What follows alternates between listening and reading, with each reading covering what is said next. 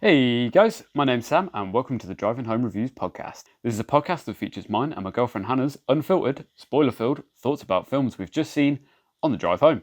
Just a heads up, there's a lot of strong language, full spoilers, obviously, and a lot of comments about what we see on the road, so we hope you enjoy. For this episode, we went and saw the new James Bond after what feels like about 5 years of waiting for it because of all the bloody delays and pandemics and stuff. So yeah, as we all know, the title of the film is No Time to Die. But as of course as we all well know, that James and Bond had actually plenty of time to die. Ha ha ha ha ha. Very funny joke. I'm sure everyone else has made it. So anyway, this was Daniel Craig's last go of it as James Bondes. But was it any good though? Let's find out. Oh, by the way, we only saw this at a midnight screening and recorded the episode at like 3 a.m. because it's a fucking long film.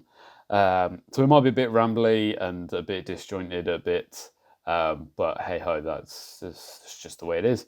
So enjoy.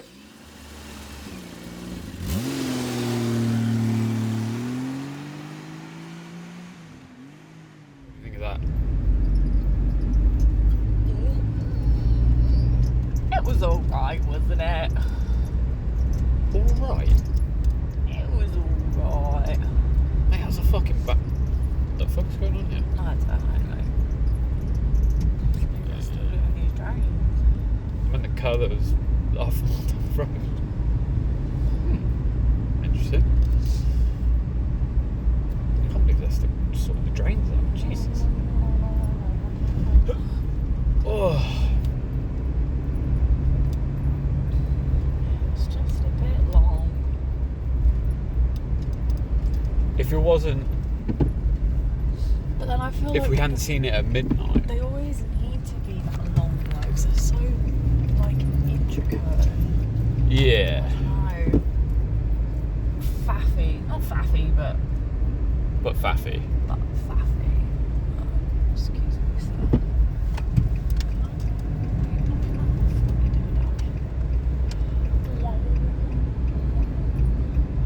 But then that's, I don't know, yeah, that's what makes it James Bond, doesn't it? All the Double crossing, triple crossing, figuring shit out. They didn't half drag their heels a bit with that whole fucking like what's her secret thing. I was a bit like, all right. And I also can't really remember what the secret is. Was it just that She's got had a kid. a kid? Yeah.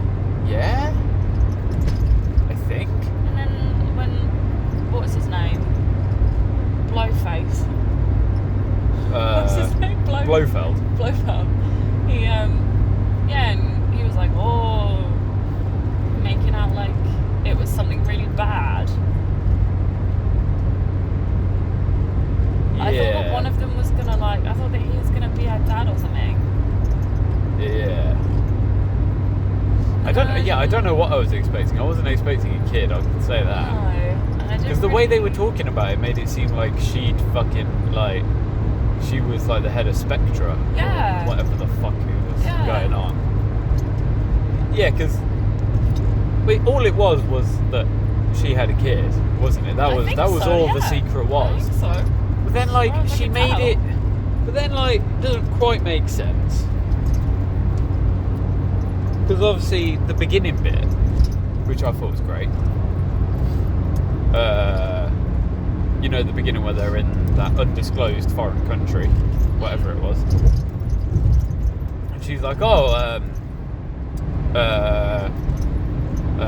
I've got a secret, and we'll go through all my secrets shortly. Yeah. And I was like, so what, your secret was you shot Rami Malek in the face when you were a kid, but didn't kill him, and then he saved you, and that was it?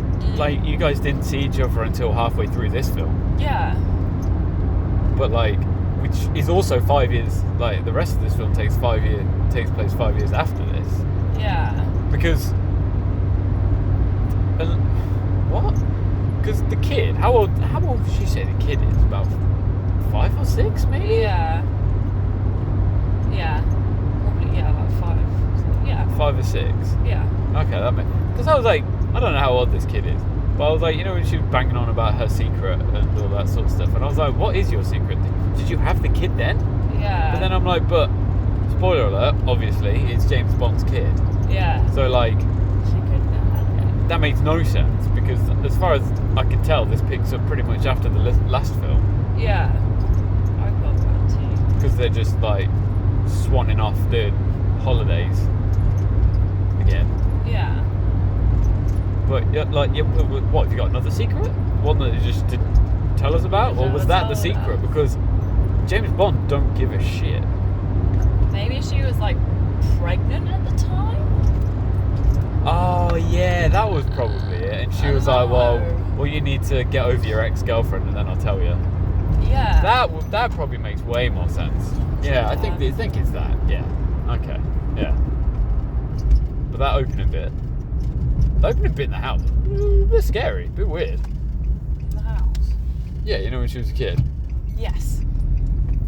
Oh, fucking... That was quite scary. Yeah, that mask was fucking terrifying. Oh, I did not like that. What, like a fucking maniac as well. I didn't get what was the point of the mask? Other than... I don't know, just his face, I mean, it's a James Bond film, innit? Every villain has a degree of, like, theatricality about him. Oh, God, yeah. So, like, this guy wearing a mask is probably the least theatrical thing that he's done, really. Yeah. Because usually they fucking... I'm just trying to remember Skyfall and, like, Spectre. And all those, like... Well, I mean, literally, like, Blofeld, when he was like, oh, James is here to die. And he literally had, like, a whole ballroom full of people to watch him. Like, that sort of, like, theatrics. Whereas this guy's just, like, got a mask, innit? He's got a mask on. He's got a mask because his face is fucked. His face is fucked. But yeah, I thought That was because of... Poison? The poison. Question mark? Yeah.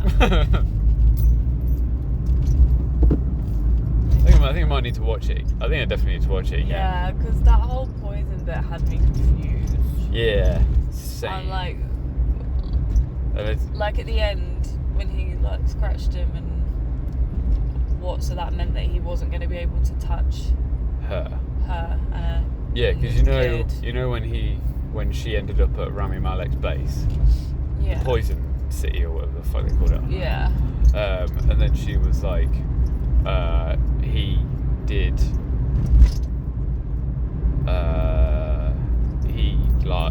something, didn't he? I think because this is probably gonna be a really shit episode, isn't it? I might have to do a part 2 in the morning. Because you know they had the baldy guy with the mustache who was sorting out the genetics. Yeah. And I think he'd obviously changed the poison robots, whatever they were, to just her DNA, and he was like, well, if you fuck with me, you're gonna die, sort of shit. And then that's what he got James with in his little piddly pool. Yeah, that vial. Yeah, so he couldn't. Yeah, so it had her DNA in it, so she and the kid would die if he touched them or went near them. Yeah. Or did. Either of them. Yeah. Yeah. Yeah, something along those lines, I think. Yeah. I'm pretty sure that was it, anyway. Which makes sense. Yeah. Yeah. Because for ages I was like, is this kid Rami Malek's? Like, yeah. is it his child? I didn't really get his obsession. Was he just... I mean, also, how old was Rami Malek when he went to... Because at the beginning, he's obviously... Like, he's pretty much a grown-ass man. Yeah. I assume. I think. He looks like one. Well, he's just built like one. Yeah. He's dressed up to look like one. He's... and then... Yeah, he's just like... Because I was trying to figure it out, and I was like, she's got to be... I don't know. Because I was thinking, I was like, because his face was fucked when she shot him in the face. Yeah. And then he sort of like appeared a bit later on, and he looked better. A little bit better, yeah. But he was also walking like a normal person as well. And I was like, that sort of made me think, like, well, obviously we saw his fucked up face, which from the trailers I thought was like the end of the film sort of shit. And then I was like, well, obviously not. And then I was like, oh, so this thing that I was like, there's going to be something. Because I remember reading, hold on, let me try and finish my thought. So I thought that this thing that he was stealing or whatever the fuck was going to happen, I thought it was going to be, I had a feeling it was going to be something to do with genetics, and I thought it had healed him or like done whatever, but they don't really explain it. So what, like, why is he better? Like plastic surgery, or like, I mean, he's still pretty fucked up, but like in the head rather than in the body, unless it was like freshly just happened at the beginning. I think that might have been within quite immediate effect of that. Yeah. Okay. They were obviously, he was talking about like his dad and his family and how they had this poison garden, and then obviously her dad went along to kill him. So I feel like they.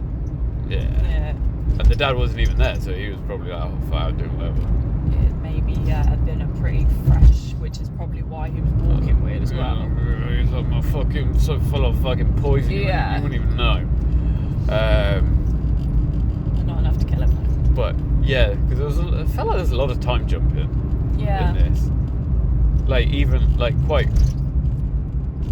I feel like you could break it into. I feel like it's quite clear where like the acts are in this film. I feel like obviously you got your prologue, the bit where he's in Spain or wherever with Madeline. Yeah. And they have that whole little car chase thing, which I thought was excellent. Great, cool. Bond can drive up motorbike, up walls with his motorbike. Sure, cool. Yeah, okay then. Yeah, I was like, looks cool, so fuck it, sure, why not? Although I don't know why he needed a smoke button to make smoke out of his car. Well, I feel like we don't want to ruin all your tyres. We want to be driving away. Surely it would have just smoked anyway if you were doing that. Well, yeah, but it's just added smoke, and you know, just to be sure, just to really make sure you get away. It's just silly. Well, I thought it was really that was silly. That's all the silly. That was silly. Yeah. The rest of it was fun. Yeah. I just thought it was quite nice actually seeing Daniel Craig's James Bond smiling for a bit at the beginning. Yeah. Because it was like he only ever really smiles in Casino Royale. Just because I feel like he's just so pissed off with everything else. Yeah. Because in a way, like everything still like relates back. Like that is one thing I will say about the Daniel Craig's Bonds is that the through line. It's been quite an interesting story and quite a good character development, but there have been points where the threads are very, very, very narrowly sort of interweaved, sort of thing. But I feel like this was a very satisfying conclusion to just like everything. But yeah, I just loved how he just snapped, and then for the rest of the film. He just didn't give a He didn't give a shit, did he? And I was like... He was hilarious as well. Yeah. I was like, go on. Because usually he's just like a bit of a smarmy dick. Yeah. This, he was just like, I just don't give a fuck. He was like, fuck you, fuck you, M6, MI6. Like, just like, loved it. Stand out. Great. Yeah. I want to see more of it. Carry on. Yeah. And then obviously, it was actually quite nice to see James Bond actually have feelings, much to the fucking hatred of Piers Morgan, which is gonna be so good. Oh, James Bond doesn't wear pink. Oh, meant to be blah blah blah. Oh, Piers, you're gonna fucking lose your shit when he has a little fucking breakdown about 2 or 3 times in this film. Yeah. Which, honestly, is a welcome fucking change. It is. And it's normal. Yeah, and it's fantastic. I think it's well written. Daniel Craig's great in it. I feel like I feel like this film came at the right point. Yeah. Because it's that like, you know, he's channeling. I feel like partly he's channeling the fact that he doesn't want to do this anymore. Yeah. But at the same time, he's got that sort of like that fondness of the role. Yeah. Like, he's got enough fondness for the role that when he needs to do emotional stuff, he can do it, because he's not had to do it really since... Yeah, exactly. Well, he did it in Casino Royale, and I guess he did it in Skyfall when M died. Skyfall, yeah. But, like, nowhere near as much as this, and No. it was just... He just felt like such a much better character. Yeah. And it was like, goddamn, you fucking wasted this character for... Because it feels like... Time. Yeah. We're just putting him in, like, mediocre, like, stupid-ass other Bond films. And I know Quantum of Solace wasn't anyone's fault, really, but it's a bit shit.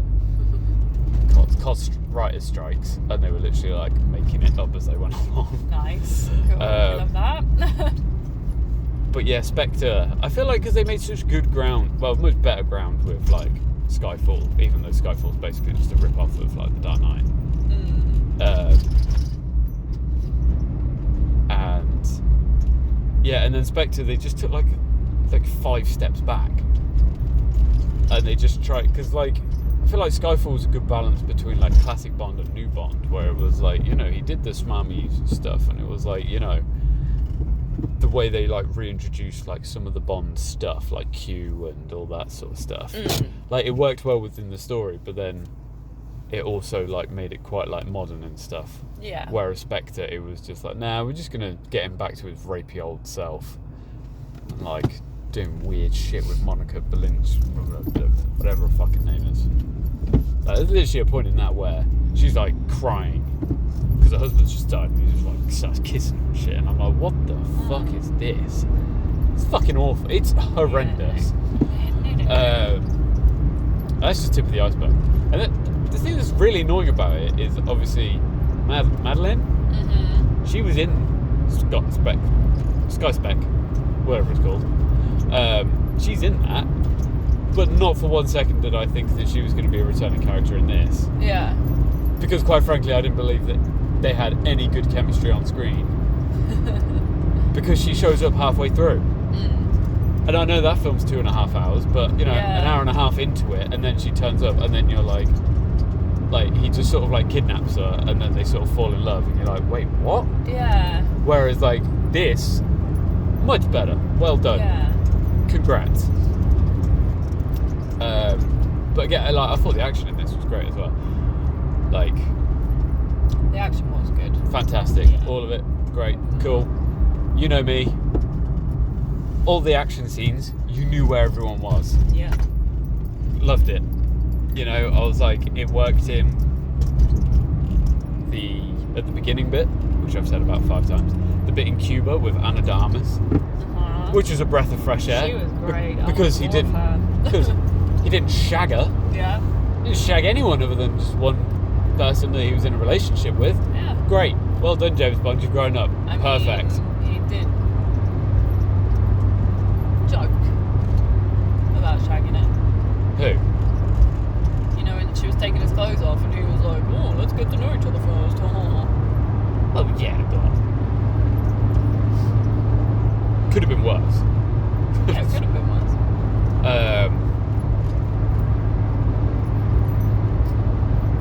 But yeah, just like every fight scene, every action set piece, I was like, you know what everyone is, you know, like you can see everything, which is fantastic. Like, yeah, there was a couple of bits of shaky stuff, bless you, but like nowhere near compared to like some of the other like levels of shit. Yeah. You know, there was plenty of just actual things happening, which weren't just CGI. Fantastic. Yeah. Love that. You know me. I love practical stunts. Yeah. Love it. We all love practical stunts. Yeah. Fuck CGI. But yeah, the bit in Cuba, great. The bit in Norway as well. That was good with the fucking cars in the forest and stuff. Yeah, the forest is in the spooky, foggy forest. That was great. That was such a good scene. Like, they're covering all kinds of all terrain. All terrain, all sets. Yep, love it. Like inside, everywhere. Outside.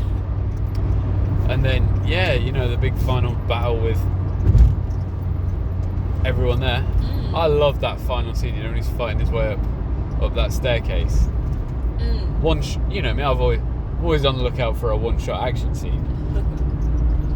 One shot, beautiful. No cuts during that whole take up until he runs into Mr. One-Eye Robot Eye Man. It was just a bit of pain. I was expecting him to be a bit of like a bigger threat. Yeah. It was just a bit annoying for him. Like, just turned up every now and then, and I was like, it's one of those classic like dumb henchmen that you're like, just fuck off. yeah, not even like you're not even good. Yeah, not a good henchman. You're not even a good one. You're just fucking annoying. Just Robot Eye with convenient plot stuff. Well done. But then the American guy, pain in the ass, loved how James Bond just went, fuck you, we're just gonna squish you with a car. Yeah. I don't give a fuck. And I was like, oh my god, savage. What else? His pal. Felix. Yeah. Oh, that was sad. I mean, we haven't seen him for 2 films because apparently they just forgot about him. Still though, I was like, oh, a great appearance from Jeffrey Wright, smashing it. I loved his like bald head, big beard, like sweaty shirt. Like he was just like I felt like the perfect equivalent of like how James Bond could have been if he hadn't like, you know, thought they had a great relationship. That whole thing, fantastic, cool, love it. The right amount of humour, but also serious. Yeah, and like just enough plot stuff, great. Yeah, tied up that loose end to that related to Daniel Craig's character. Blofeld tied him up nicely because poison. I thought that whole scene was great as well. Yeah. But is it because he had it on his hands, didn't he? yeah, because he sprayed touched. it on her hands. Yeah, he grabbed her wrist. Yeah. Not in a horrible way. It was just like chill the fuck out And for a that was minute. when he got them on his skin. Yeah. And he was like, I'm gonna fuck you up. Get these off. And then, yeah, quite liked that little scene. Yeah. Tied up that character perfectly. Yeah. Great, cool. I did think, I was like, they're killing off a lot of people. Yeah. I feel like they've done a good balance of like people that can carry on the franchise and then characters that relate specifically to Daniel Craig. Done enough of a wrap up. Yeah. / left it open with enough remaining characters at MI6 to cover it all. I thought 007. She was good. Liked her. Kind of wish I'd seen a bit more of her, if I'm honest. Yeah, me too. Because that whole Norway thing when he was like, oh, why is she following me? Yeah. Well, she wasn't doing a very good fucking job, was she? She was nowhere near him. Yeah. But hey ho, it is what it is.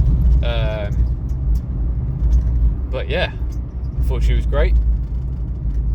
All the fucking boomer crybabies fucking hate her.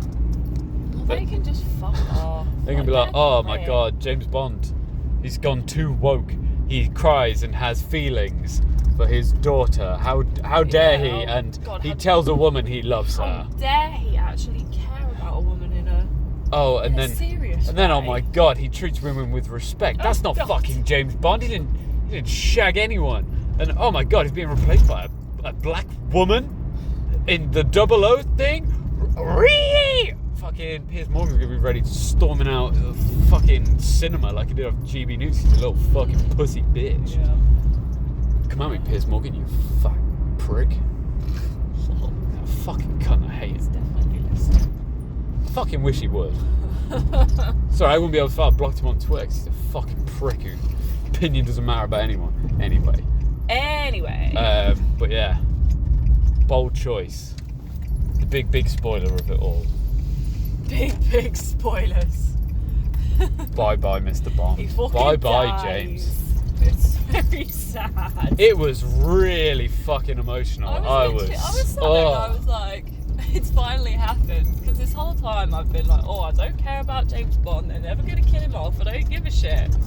And then they actually did it. And I was like, oh. Yeah, because I thought... Well, I'll just eat my hat. I thought it's going to be your classic, Ireland explodes, but he survives somehow. But then, And then when he was like, oh, you can't touch her. And I was like, oh, yeah. Plus, he got shot about 6 times. Did. And I was like, fucking really did. hell. He got shot a lot by Rami Malek. Yeah. Fair play to Rami Malek for being a great shot James Bond was running, and he shot him at least four Yeah. times, and then shot him again, and I was like, yeah, nah, Fez. Yeah, he's very He's punctured right now. Yeah. Oh, you got it. Yeah, you got more space this side. You good. But yeah, fuck. I was like, oh, you're gonna struggle to survive this. Yeah. You're gonna struggle to survive to the end of this film. Because imagine if he had gotten off the island, which he definitely could have just gone to a different area of it that wasn't hit by missiles. He could. I think if he hadn't been poisoned, jobs are good, and he would have been fine. Yeah, It would have been a big. poisoned and shot. But like, I thought it was. I just don't. Yeah, realistically, I don't think he would have made it, even if he'd got out to like the water. Yeah, I thought it was. He It was. was gonna. It was a bold choice, a brave choice, and it was really well done, and I really liked it. Yeah. I thought it was good. I thought Daniel Craig was excellent. About time he's had a good, because I feel like, for like, majority of like Spectre, he just sort of felt like he was coasting. Didn't really sort of bring anything to it. Whereas this, it was his best performance, which I feel like he probably did himself because he knew it was the last one, and he was like, "Yep, cool." Go out on a high. And honestly, I think this is the best Daniel Craig Bond. I'd say it's probably the best James Bond. Oof. Okay. Again, I'm seeing this from a younger generation's eyes, and it's refreshing to have. It's just the best that the character's been. Yeah. The action's great. It looks fantastic. It did look nice, especially. You know, admittedly, there were some bits that I was like, "Come on now, could you just hurry the fuck up a little bit?" Like there was a lot of padding. Yeah. There was something where I feel like we both laughed because we were just like, "Oh, it was the fucking when Blofeld came out," and I was like, "Hurry up!" I was like, "Hurry up!" Oh yeah, that was Hurry up. dumb, wasn't it? I didn't like that either. Like, It was like, again, Yeah. it's just. chop chop, get there quicker, please. Yeah, it was a bit. It felt like a bit like Blade Runner 2049. Just hurry, just hurry up a bit. Just a little bit quicker. But then, even in this, like, I don't think he couldn't have sped up any more No. because he was driving a lot and he was running. He wasn't running as much as he has done in previous films. No. Like jogging, but he killed so many people. I did laugh at that bit when he was running through the forest. He just looked like he was running really strangely, like he was moving his body too much for the amount of running. Classic dad run. That he was doing. Puts more effort in than doesn't actually put Yeah. the speed in. So I did laugh at that bit, but yeah. But no, I really enjoyed it. It definitely could have been trimmed down in just a couple of bits. Yeah. But at the same time, you know, it's like it's a big Bond bad boy film, isn't it? Yeah. You know, it's his last film. You might as well. I feel like I would have been annoyed if it was that long and I hated it. Yeah. Or like I at least didn't enjoy it. Like Spectre. Yeah, I feel because like Spectre was really long. Spectre was really long. It was really boring, really and I just boring. didn't care. I feel like nothing happened. No. But I feel like, yeah, I thought this was really good. Even if it did give me sort of Mission Impossible Fallout vibes. Yeah. Because I get that. quite frankly, A lot of jumping around. 'cause And quite- like yeah, different places. and also quite a lot of things. Because I feel like that was the annoying thing about Spectre was you were at a location for 5 minutes, something big happened, and then they fucked off. Whereas this, it felt like they were in a location for a while. Yeah. And quite a lot of stuff happened, and then they moved on. Because, you know, they're going to the evil bad guy base. It's at least 45 minutes that they're in there. Yeah. And then that bit in Norway, that's a good half an hour. You know, it's like, obviously it was quite a long film. Well, yeah. But, like I said, I didn't mind it. I thought it was good. But yeah, it felt like this was influenced by Mission Impossible Fallout. Maybe it was. Yeah. Not a bad thing to be influenced by. Well, I mean, James Bond is like quite notorious for just like copying other things. Yeah. Because like, whenever Moonraker came out, they went to space because Star Trek and Star Wars had come out. Yeah. And like, you know, Casino Royale was like a gritty reboot because of like Bourne and like Batman Begins. And then, like I said, Skyfall was a copy of Dark Knight. Yeah. But I mean, that was more just Sam Mendes just repeatedly trying to be like Christopher Nolan, but like 3 or 4 years behind. But yeah, I mean, I want to go see it again in the cinema. I can understand if you don't. I think I do want to see it again. I don't want to see it this weekend though. I don't want to see it opening weekend. I want Not late at night. No, yeah, I feel like it could benefit. I want to watch it again to make sure I fully understand that. Yeah, whole there was a couple of bits where I was DNA, like, switchy back situation. Yeah, I just needed to I need another bit of clarification on that. Yeah. But I'd heartily recommend. If you like James Bond, to be fair. even if you don't like James Bond, because I'm not a fan really. No, I feel like And you I could did go enjoy into this that, and you'd be like, this is good. This is good enough. Yeah. Like, and I feel like there isn't too much of a lingering on. Felix Leiter, he was in Casino Royale and he was in Quantum of Solace, and that was it. But quite frankly, I haven't seen either of them. So have you not? No. Well, see, look, it didn't even matter because he turned up. You could tell they were mates. Yeah. And then when Blofeld turned up, it'd be a bit like Hannibal Lecter, like when he first rocks up in Silence of the Lambs. You don't know what he's done. You just know he's a bad guy. Yeah. He's in prison. Yeah. All you kind of need to know is, right, okay, this is my adversary. This is Bond's Joker. Yeah. Yeah. Exactly. But yeah. Right, let's go to bed. Any other thoughts? No. If we think of anything else, we might tack a bit on tomorrow. But yeah, let's roll. Bedtime. And there it was, our driving home review. Very interesting. Was it controversial? Possibly. This is pre-recorded, so deal with it. Anyway, thanks for listening. And if you want to get in touch, give us a follow on Insta, Twitter, or give us a like on Facebook, where we're Driving Home Reviews. It'd be great if you could subscribe and leave a nice juicy 5-star review, and maybe I'll buy you a pint. Is this bribery? Probably. But tune in next time for another Driving Home review. Bye bye!